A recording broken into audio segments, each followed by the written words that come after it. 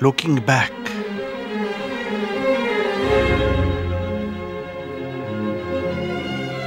looking forward,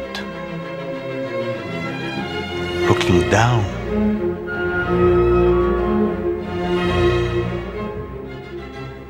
looking up,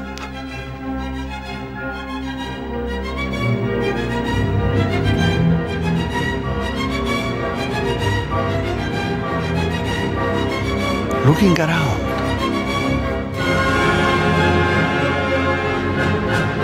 Come, join a journey of exploration to the distant past, to the frontiers of tomorrow, from the infinitely small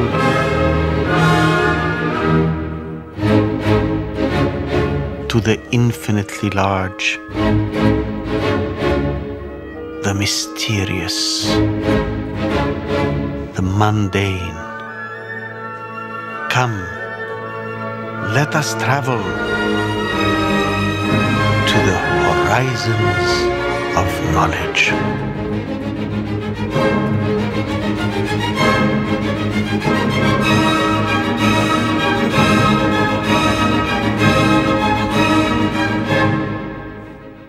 This program has been made possible thanks to a generous grant from the Swiss Agency for Development and Cooperation, the Vodafone Egypt Foundation, the OPEC Fund for International Development, and the Carnegie Corporation of New York. Going back into the earliest mists of recorded times, it was alongside the rivers, here by the Nile and in Mesopotamia, that agriculture, sedentarization, and the first civilizations arose.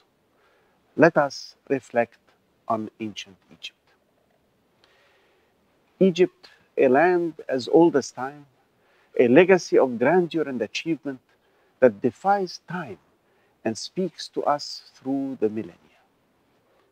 Herodotus called Egypt the gift of the Nile, and the ancient Egyptians gave the world an unparalleled gift of knowledge and enlightenment.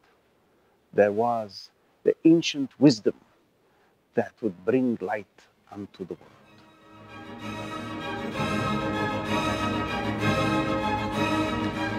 Our story starts here at Saqqara and with a man named Imhotep. Imhotep is the first person whose name is recorded not for being a king or a conqueror, but for the way he contributed to knowledge. He was a statesman. He advised Pharaoh Djoser. He was an engineer. He built the stepped pyramid of Saqqara, precursor to the many great pyramids to come. He was a physician of talent who launched the first true medical revolution, that disease was not something to be dealt with by magic, but by science, observation, diagnosis, and treatment. Egyptians would later deify him as the god of medicine. And women also enter our records early on. Shortly after Imhotep, married Ptah, sometimes called the first astronomer, as well as Enheduanna in Mesopotamia, daughter of Sauron and priestess of the moon god. But before these pioneers, there was that most fundamental of all inventions, the invention of writing. Scholars thought in the past that the ancient Egyptian language is not the oldest in the world, but recent work by Gunten Dreyer at Abydos in Upper Egypt, he found out that actually the ancient Egyptian language is 150 years before 3000 BC. And that can show how the ancient Egyptian language is the oldest one.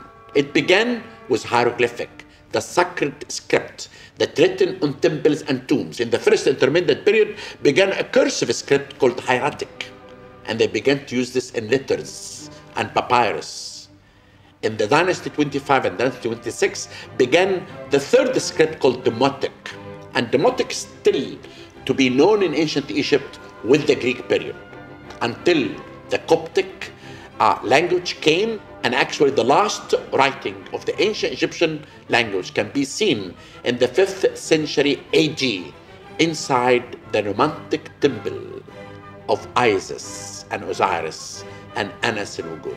استخدم المصريون لأسباب كثيرة فيما بعد ما يسمى بالخط القبطي، وهو كتب بحروف يونانية ما عدا 7 حروف أخذت عن الديموطيقية، وهي بتمثل المرحلة الأخيرة من مراحل الكتابة المصرية. The Coptic language is nothing but a derivation from this hieroglyphic. In Mesopotamia, writing with cuneiform letters in clay tablets, and in Egypt with hieroglyphs on papyrus and stone. For writing is what allows civilizations to accumulate knowledge and to build upon past achievements and to transfer that knowledge from generation to generation. Now, Egyptians used combinations of sounds and symbols in what were known as hieroglyphs. They simplified their writing into hieratic and then demotic. Demotic, when written with Greek letters and 7 symbols taken from the demotic, became ancient Coptic. The Rosetta Stone. A carving dating from the period of Ptolemy V had the same text in hieroglyphic, demotic, and Greek. And it enabled scientists to decipher the old texts of the forgotten language of the ancient Egyptians. هو سيد الأحجار، وهو بالفعل الحجر الذي يمثل مفتاح فك رموز الكتابة الهيروغليفية، ولولا هذا الحجر ما كنا قد تمكنا من قراءة سطور الكتابة الهيروغليفية التي تحكي قصة الحياة في مصر القديمة. And by that, to make the stones sing and to read the legacy of Egypt through the words of the ancient Egyptians. It opened up a world of marvels as the monuments and the texts began to tell our story.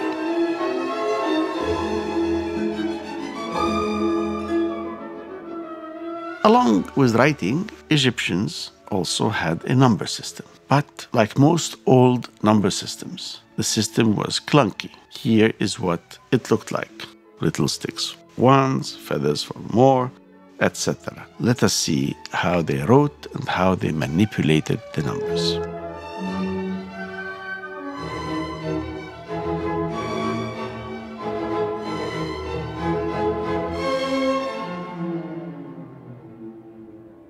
The so-called Rhind Papyrus is a fascinating document.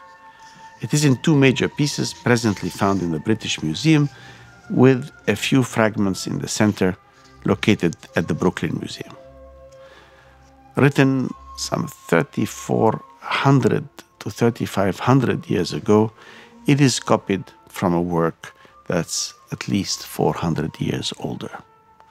It is the oldest mathematical document in the world. ممكن من خلال بردية رند إن احنا نعرف كل الأسرار المتصلة بعلم الرياضيات في مصر القديمة. The papyrus addresses how to solve various mathematical problems. They are pragmatic solutions. They do not offer theorems, as the Greeks would later do. They are really prescriptions on how to do it. For example, here is how to calculate the area of a triangle. Reading from right to left, the title of the problem is stated in red. Example of calculating the area of a triangular land, then the steps of the solution are given in black. Assume you have a triangle of height 10 chet and a base of 4 chet. What is the area? Take half of the base 4, this gives 2, so that you can square the triangle. Then you multiply by 10 times 2, this will give you the area. Other problems include how to calculate the area of a circle. And here, simply take 8/9 of the diameter and square it. The same pragmatism is shown in the field.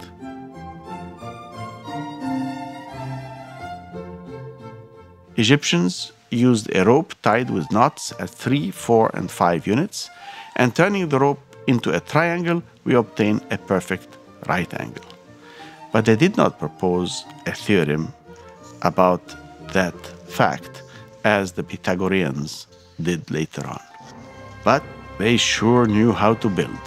Look at the Great Pyramid, the greatest of the 102 pyramids that dot the banks of the Nile in Egypt.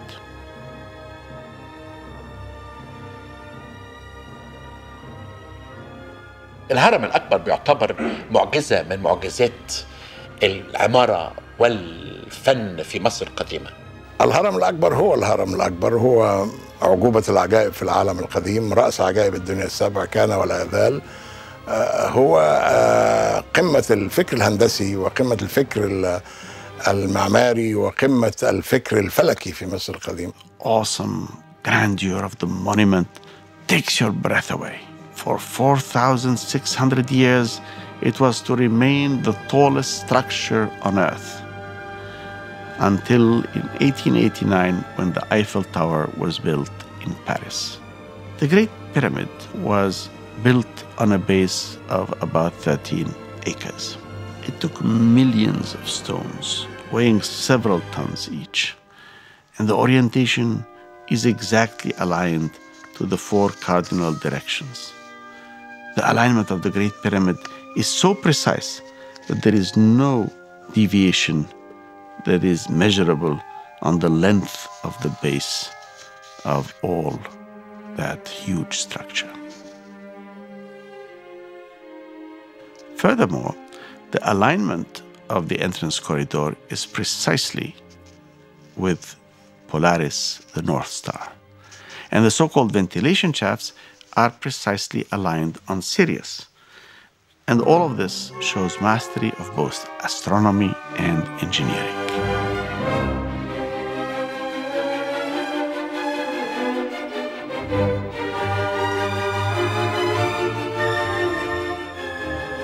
The ancient Egyptians looked at the stars and mapped the heavens, and their astronomy was quite advanced. They defined the constellations. They created a view of the heavens.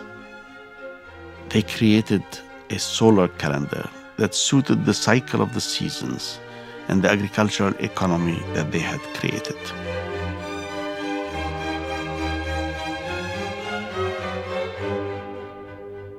دراسة الفلك كانت مهمة جدا للمصري القديم. عندنا أدلة في الدولة القديمة كان الكهنة بيطلع على سطح المعبد عشان يرصد النجوم ويرصد تطور النجوم في السماء. وكان من أهم النجوم لديهم هو نجم الشعرة اليمنية اللي هو اسمه سبدت بالهيروغليفية أو سوتس باليونانية، وهو ألمع نجوم السماء، وهو النجم الذي عندما يظهر في شهر يوليو في منتصف يوليو هو الذي يبشر بقدوم الفيضان. الدراسات اللي اتعملت على الفلك مهمة جدا. ازاي المصري القديم قدر بعملية حسابات فلكية معينة يدخل الشمس مرتين في السنة داخل معبد أبو سمبل أو معبد رمسيس الثاني في أبو سمبل. والحقيقة إن إحنا عندنا دراسات تمت من علماء الفلك بتظهر دخول الشمس في أوقات معينة من السنة داخل كل المعابد المصرية. وبالتالي استخدمه المصري في أمور كثيرة، ومن بينها وضع مبادئ التقويم المصري. فبداية الفيضان هو بداية التقويم، هو بداية تقسيم السنة إلى 360 يوم، إلى 3 فصول كل فصل 4 شهور، إلى 12 شهر. Ultimately, 12 months of 30 days each and 5 days of celebration at the end of the year gave us 365 days. The months marked the passage of the seasons and timed the work of the farmers. And later, in the ancient library of Alexandria, the length of the solar year would be precisely measured to within 6.5 minutes of the modern estimate. Julius Caesar was so taken by the calendar that he adopted it as the Julian calendar and imposed it on the Roman Empire in 45 to 44 BC. Now, Egyptians were very conscious of time. Not only did they use sundials, but they also used water clocks for nighttime when the sun was not available. In a water clock, such as this, the water in a vessel is allowed to pour out at a given rate, and the dropping level can be read against markings that tell the time elapsed. This particular water clock is from 1800 BC. Egyptians understood the human body as few other civilizations did. Their mummification procedures were amongst the most advanced in the world's history. The lengthy procedures showed exceptional knowledge of anatomy and married all biologically necessary procedures to extremely detailed ritual. The results have been stunning. يعني بعض الناس بيعتقدوا ان التحنيط سره غير معروف. الكلام ده مش مظبوط.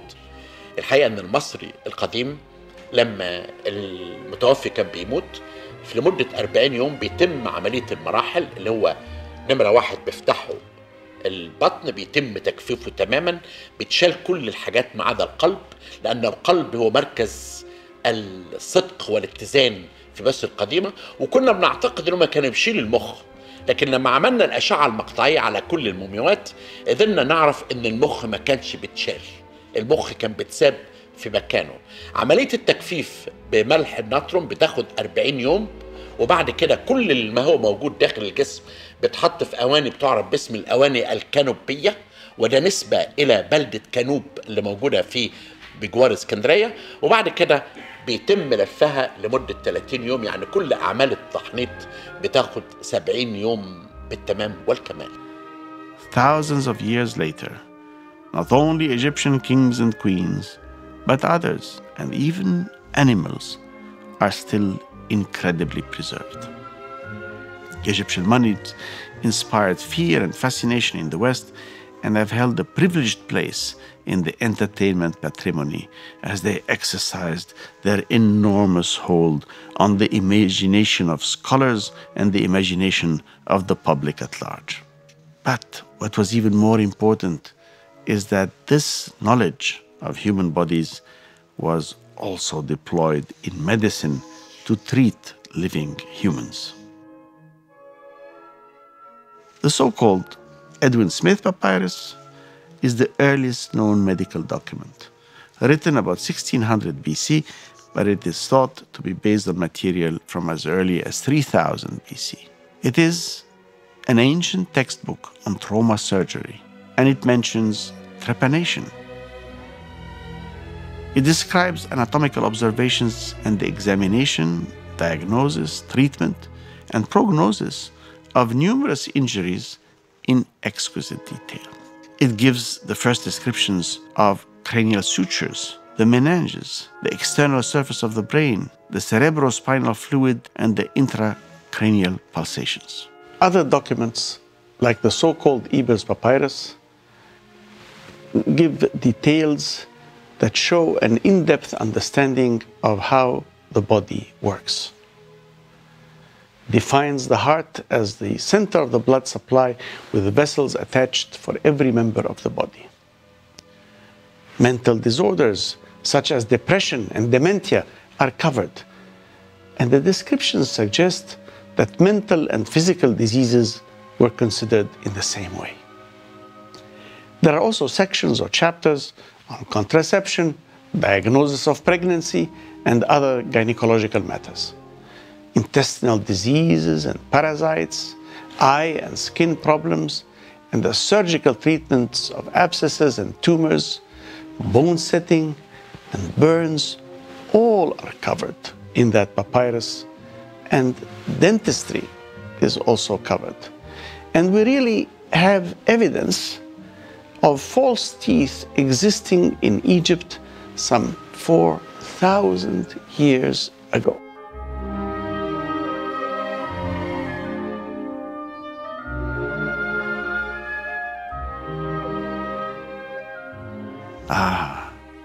Whether it be astronomy or mathematics, construction or medicine, there was an enormous legacy of ancient wisdom.